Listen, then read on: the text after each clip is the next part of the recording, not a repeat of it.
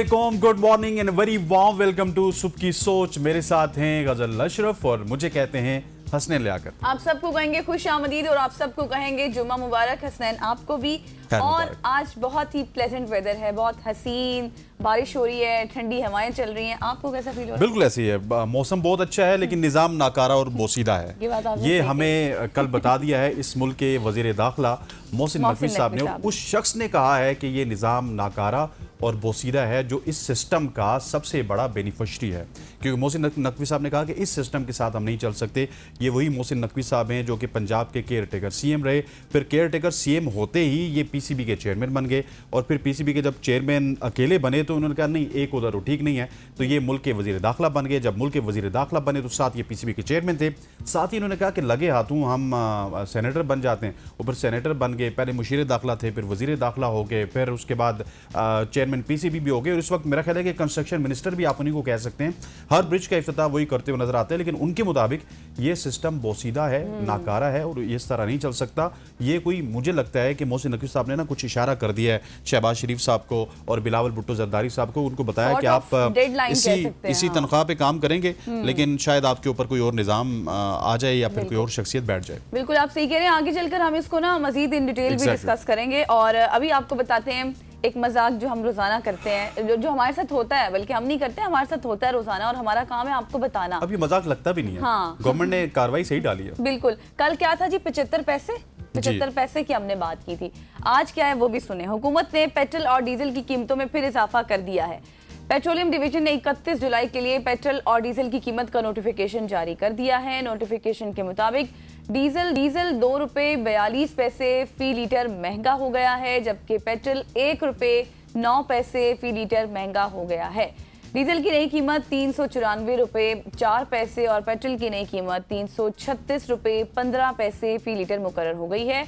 ये भी आपको पता हो, जिस तरह से मैंने शुरू में कहा कि कल हमने बात की थी डीजल की कीमत में ₹2.24 इजाफा, जबकि पेट्रोल की कीमत में हमने बात की थी ₹75 फी लीटर कमी का ऐलान किया गया था। अच्छा, डीजल तो डेली बेसिस पे बढ़ता ही जा रहा है। डीजल डेली बेसिस पे बढ़ता चला जा रहा है और उसका क्योंकि इफेक्ट डायरेक्टली एक ऐसे शख्स को होता है जो कि कंज्यूमर है, जिसने डीजल वाली गाड़ी पे अपना सामान लेके जाना है। क्योंकि बड़ी गाड़ियाँ वही होती हैं जो कि गुड ट्रांसपोर्ट डीजल वाली गाड़ियाँ करती हैं। फिर जितनी भी बड़ी बसेज हैं उनमें डीजल पड़ता है, तो वो डायरेक्टली इफेक्ट होता है एक आम आदमी। जो आम आदमी है वो तो बहुत ज़्यादा इफेक्ट हो रहा है। लेकिन इन्होंने पेट्रोल के ऊपर थोड़ा सा कंट्रोल किया हुआ है क्योंकि पेट्रोल इनकी गाड़ियों में भी पड़ता है, हमारी गाड़ियों में भी पड़ता है।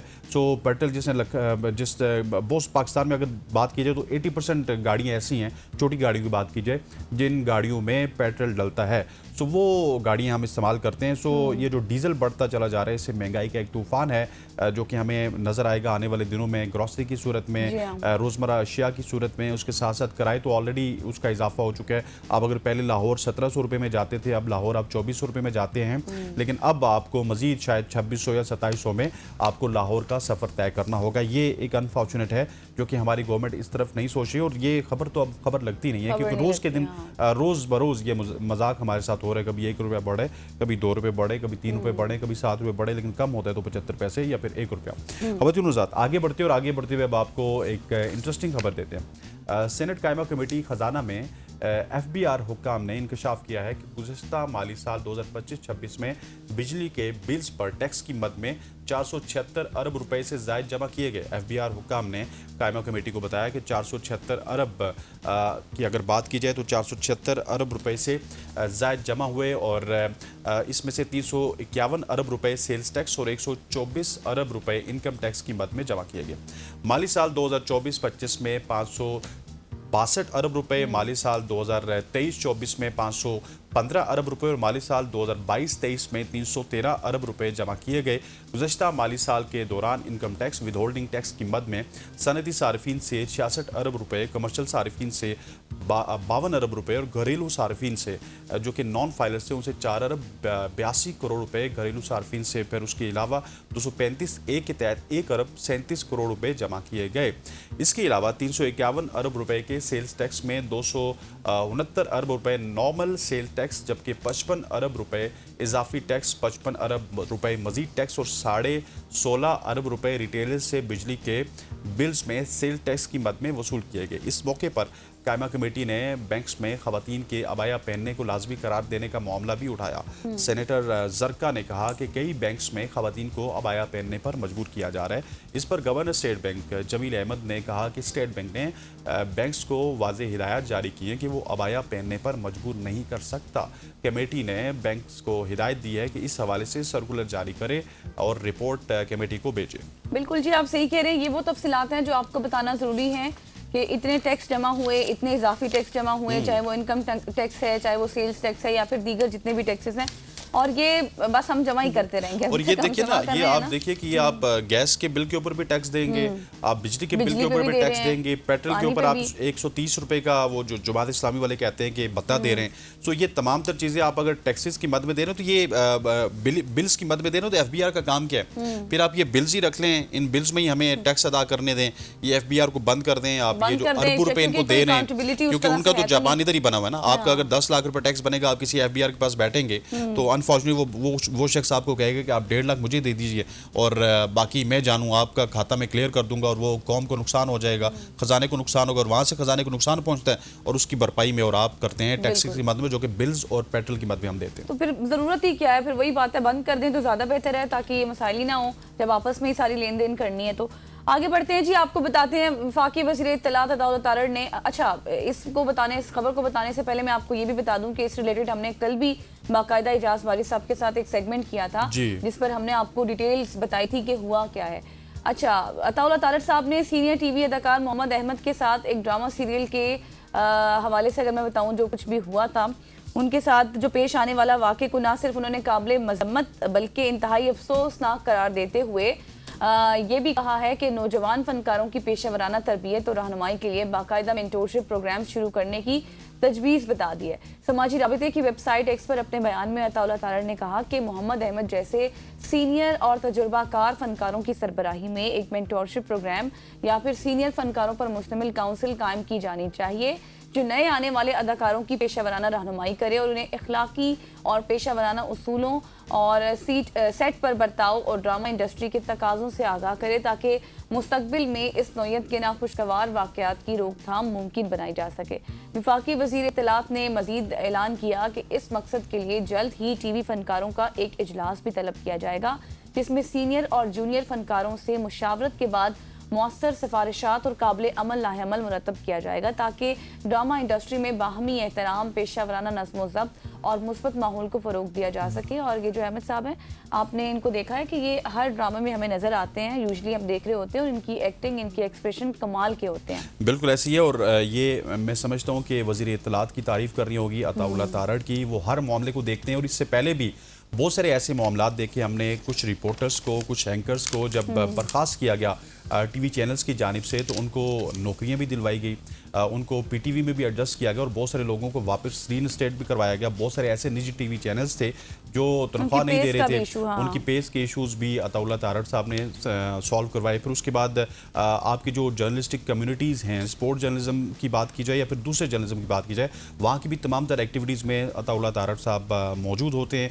फ़ंड्स की बात करते हैं, जर्नलिज्म की तरक्की की बात करते हैं, जर्नलिस्ट की तरक्की की बात करते हैं। सो इस हवाले से मैं समझता हूँ कि अताउल्लाह तारड़ इस गवर्नमेंट में शायद as a minister of broadcasting and information सबसे अच्छी कारकर्दगी इन्हीं की रही है as far as activeness is concern, या फिर लोगों के जो ग्रीवेंसेज हैं उनको दूर करने में अताउल्लाह तारड़ सबसे आगे हमें नजर आते हैं और हम इनको इस प्लेटफॉर्म से अप्रिशिएट भी करते हैं।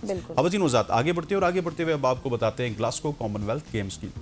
ग्लासगो कॉमनवेल्थ गेम्स में पाकिस्तान के अरशद नदीम ने जेवलिन थ्रो के फाइनल राउंड के लिए क्वालिफाई कर लिया है। 3 थ्रोस पर मुश्तमिल क्वालिफाइंग राउंड में कोई एथलीट 84 मीटर का स्टैंडर्ड मार्क हासिल ना कर सका। बेहतरीन थ्रो की बुनियाद पर टॉप 12 खिलाड़ियों ने फाइनल के लिए क्वालिफाई किया है। अरशद नदीम क्वालिफाइंग राउंड में 78.63 मीटर की थ्रो के साथ 7वें नंबर पर रहे। पाकिस्तान के यासिर सुल्तान फाइनल में जगह ना बना सके। यासिर सुल्तान 74.36 मीटर की थ्रो के साथ 14वें नंबर पर रहे। बामास के किशन 78.60 मीटर, भारत के रोहित यादव 78.37 मीटर और यशवीर सिंह 78.36 मीटर के थ्रो के साथ टॉप 12 में शामिल हुए हैं। ट्रिंडा टोबोगा के वॉलकोट ने 78.26 मीटर और नाइजीरिया के एनएमडी ने 75.27 मीटर की थ्रो के साथ फाइनल राउंड में जगह बना ली है और फाइनल आज खेला जाएगा। उम्मीद करते हैं कि फाइनल में अरशद नदीम अच्छी परफॉर्मेंस देंगे, लेकिन वो कुछ इंजरी का शिकार थे, सो ज़्यादा उम्मीदें भी हम नहीं लगा सकते। बिल्कुल आप सही कह रहे हैं, लेकिन आपने फाइनल के लिए क्वालिफाई कर लिया, ये बहुत अच्छी बात है। अब आज जो फाइनल है उसमें देखते हैं कि क्या कुछ होता है, उम्मीद तो अच्छे की ही है। आगे बढ़ते हैं जी, आपको लिए चलते हैं बरतानिया, वहाँ से आपको खबर देंगे। बरतानिया की नेशनल क्राइम एजेंसी, जिसे हम NCA भी कहते हैं, उन्होंने वालिदैन को खबरदार किया है कि बच्चों की पिक्चर्स या वीडियो सोशल मीडिया पर शेयर करते वक्त इंतहाई एहतियात बरतें, क्योंकि मसनूई ज़हानत, जिसे हम AI कहते हैं, उसकी मदद से इन तस्वीर का ख़तरनाक अंदाज में गलत इस्तेमाल किया जा सकता है। माहिरीन के मुताबिक मामूल की ख़ानदानी तस्वीर भी साइबर जराइम पेशा अफराद के हाथ लगने के बाद जाली और नाजेबा मवाद में तब्दील की जा सकती हैं। गैर मुल्की मीडिया रिपोर्ट्स के मुताबिक अगर हम बात करें सोशल मीडिया की, तो सोशल मीडिया पर बच्चों की पिक्चर्स शेयर करने के बढ़ते हुए रुझानात, फिर जिसे माहिरीन शेरेंटिंग कहते हैं, उन्होंने ये इन खदशात को जन्म दिया है कि वालिदैन अक्सर यादगार लम्हात दूसरों के साथ बांटने के लिए पिक्चर्स पोस्ट कर देते हैं, मगर यही मवाद बाज़ औक़ात बच्चों की प्राइवेसी और तहफ़्फ़ुज़ के लिए संगीन खतरा भी बन सकता है। नेशनल क्राइम एजेंसी ने यह भी खबरदार किया है कि जराइम पेशा अनासर मसनूई ज़हानत के जरिए आम पिक्चर्स को हकीकत से करीब तर जाली तस्वीर और वीडियोस में तब्दील कर रहे हैं, जिन्हें बच्चों के जिनसी इस्तेहसाल से मुतल्लिक गैर कानूनी मवाद तैयार करने के लिए इस्तेमाल भी किया जा सकता है। इंटरनेट वॉच फाउंडेशन के अदाद-ओ-शुमार भी सामने आए हैं और इस तशवीशनाक रुझान की वो तस्दीक कर रहे हैं कि इदारे के मुताबिक 2025 के दौरान AI से तैयार की गई बच्चों से मुतालिक तकरीबन 3500 जाली पिक्चर्स और वीडियोस रिपोर्ट हुई हैं, जबकि 2024 में ऐसे केसेस की तादाद सिर्फ 13 थी। माहिरीन ने यह भी कह दिया है कि अब ये इजाफा जाहिर करता है कि इस नौयत के साइबर जराइम तेज़ी से फैल रहे हैं। माहिरीन वालिदैन को मशवरा दे रहे हैं कि अपनी सोशल मीडिया प्रोफाइल्स को प्राइवेट रखें और बच्चों की पिक्चर सिर्फ काबिल एतमाद अफराद के साथ ही शेयर करें। इस मकसद के लिए क्लोज फ्रेंड्स या दीगर प्राइवेसी फीचर्स का इस्तेमाल मौसर साबित हो सकता है। एग्जैक्टली और ये अभी तो खबर आपको सरहद की उस पार से आ रही है, दूर से आ रही है, लेकिन हम इस वजह से भी हमने इस खबर को शेयर किया कि पाकिस्तान में भी इस तरह का बहुत ही ज़्यादा ट्रेंड हम देख रहे हैं। अब तो बच्चे पैदा हो रहे हैं तो उनकी हम फेसबुक पे, इंस्टाग्राम पे और ट्विटर पे IDs देख रहे हैं, उसके साथ साथ हर 6 महीने बाद उनकी नई पिक्चर्स देख रहे हैं। और साथ सबसे बड़ी बात यह है कि हमारे जो बच्चे हैं या फिर बच्चियाँ हैं, जब वो मैट्रिक का इम्तिहान पास कर लेती हैं, इंटरमीडिएट का इम्तिहान पास कर लेती हैं, बैचलर्स कर लेती हैं, फिर मास्टर्स कर लेती हैं, तो उनकी पिक्चर्स को शेयर किया जाता है। और कोई मसला नहीं, आप पिक्चर शेयर कीजिए, हम उस पॉइंट ऑफ व्यू से बिल्कुल नहीं कह रहे, लेकिन वो पिक्चर अब AI का ज़माना है, वो मुख्तलिफ अंदाज में इस्तेमाल हो सकती है। वो पिक्चर किसी और अंदाज में आपको नजर आएगी तो फिर आपके रोंगटे खड़े हो जाएंगे, फिर उस पिक्चर को फिर आप वीडियो में भी तब्दील कर सकते हैं। सो ये तमाम तर चीज़ें बताने का मकसद ये है, ये स्टोरी शेयर करने का मकसद ये है कि पाकिस्तान में जितने भी लोग हमें सुन रहे हैं वो इस हवाले से एहतियात करें, अपने बच्चों की प्राइवेसी को मलूज़ खातिर रखते हुए उनकी पिक्चर्स बिल्कुल शेयर ना करें। हाँ, जब वो जवान हो जाएंगे, अपनी पिक्चर शेयर करने के काबिल हो जाएंगे, जब आपको पता चलेगा कि वो थ्रेड से बाहर निकल चुके हैं, वो 18, 20 या 25 साल के हो चुके हैं, उस वक्त वो अगर अपनी पिक्चर शेयर करते हैं अभी तो हम ये वाला बहुत रुझान देख भी रहे हैं, बहुत सारे ऐसे। अभी आप फेसबुक पे देख लें, आप क्या पहचान सकते हैं कि ये पिक्चर रियल है या फिर AI से बनी हुई है कोई वीडियो। बहुत सारी ऐसी वीडियोस और पिक्चर है, हमारे बुजुर्ग तो देख रहे होते हैं और हम हंस रहे होते हैं कि क्या देख रहे हैं। बिल्कुल, वो तो रियल समझ रहे होते हैं इसको। और यकीन करें कि बहुत सारी ऐसी चीज़ें मेरे सामने भी आ जाती हैं कि कभी कभार तो मैं खुद भी बहक जाती हूँ, मुझे भी समझ नहीं आती कि ये AI है या फिर ये रियल पिक्चर है। तो एहतियात बरतें, ये आपके अपने लिए बेहतर है। बिल्कुल ऐसे ख़वातीन व हज़रात आगे बढ़ते हैं और दुनिया के अमीर तरीन कारोबारी शख्सियत जिनमें उनका शुमार होता है एलन मस्क, उन्होंने एक बार फिर ऐसा मुस्तकबिल पेश किया जिसने टेक्नोलॉजी और मईशत से वाबस्ता हलकों में एक नई बहस छेड़ दी है। एलन मस्क का कहना है कि मसनूई ज़हानत, AI और ह्यूमनॉइड रोबोट्स की तेज़ रफ्तारी तरक्की इंसानों को ऐसी दुनिया में ले जाएगी जहां अशिया और खिदमात इतनी वाफर मिकदार में मौजूद होंगी कि 2036 तक पैसे की अहमियत तकरीबन ख़त्म हो जाएगी। एलन मस्क ने एक इंटरव्यू में कहा कि आइंदा 10 वर्षों में दुनिया नाकाबिले यकीन फरावानी के दौर में दाखिल हो जाएगी। उनके मुताबिक जब मसनूई ज़हानत और रोबोट्स इंसानों की ज़रूरियात से कई ज़्यादा अशिया और खिदमात पैदा करने के काबिल हो जाएंगे तो खुराक, रिहाइश, ट्रांसपोर्ट और दीगर बुनियादी ज़रूरियात इतनी आसानी से दस्तियाब होंगी कि पैसे की अमली अहमियत खुद ब खुद ख़त्म होने लगेगी। मस्क के इस बयान की वीडियो को 2024 में माशियात के नोबेल प्राइज़ हासिल करने वाले प्रोफेसर डेरन ने सोशल मीडिया प्लेटफॉर्म पर एक्स पर शेयर करते हुए दिलचस्प सवाल उठाया था। उन्होंने कहा था कि अगर वाकई 2036 में दौलत की कोई हैसियत बाकी नहीं रहेगी तो इलॉन मस्क को चाहिए कि वो इससे पहले अपनी मौजूदा खरबों डॉलर मालियत के दौलत खैरात करने का वादा कर दें।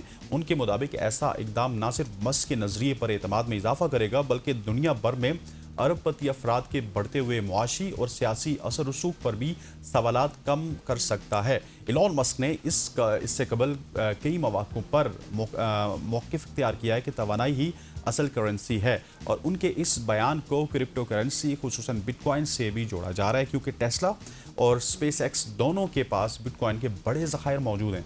मस्क का कहना है कि अगर दौलत को तवानाई पैदा करने की सलाहियत का पैमाना समझा जाए तो मसनूई ज़हानत मुस्तकबिल में तकरीबन लामहदूद मुआशी इम्कानात पैदा कर सकती है। बिल्कुल जी, आप सही कह रहे हैं। 2036 में ये कहा जा रहा है कि दौलत की कोई हैसियत बाकी नहीं रहेगी। ये कहा जा रहा है। बड़ी इंटरेस्टिंग गुफ्तगू हुई। अब देखते हैं कि 2036 तक होता क्या है। क्यों भाई? हाँ बिल्कुल, हम इसी वजह से कम पैसे कमा रहे हैं। जरूरत नहीं पड़ेगी। बिल्कुल आप सही कह रहे हैं। ये थी आज की हमारी सोशल ट्रेंडिंग स्टोरीज और ज़बरदस्त स्टोरीज थी आज की जी। वेदर के लिहाज से हमने आपके साथ अच्छी अच्छी स्टोरीज भी शेयर, बुरी चीज़ें भी थी वो भी आपको बताई हैं। तो ये बैलेंस करना पड़ता है। अब लेते हैं एक शॉर्ट सी ब्रेक, वापस आते हैं, हमारे साथ रहिएगा।